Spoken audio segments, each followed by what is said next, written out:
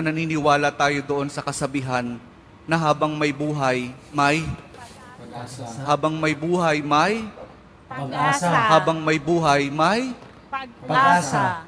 pagsubok. Dahil tayo katiwala ng Diyos, binibigyan din niya tayo ng iba't ibang klase ng pagsubok.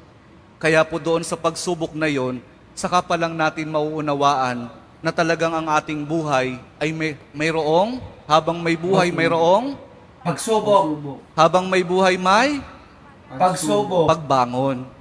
Huwag niyong hayaan na kapag meron kayong pinagdaraan ng pagsubok, ay hindi kayo babangon.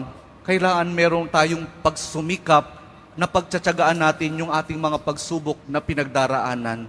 At kapag merong pagsubok at merong pagbangon, saka pa lang natin mauunawaan na talagang ang ating buhay, na habang may buhay, may Pagbangon. habang may buhay, may Pagbangon. pag-ibig.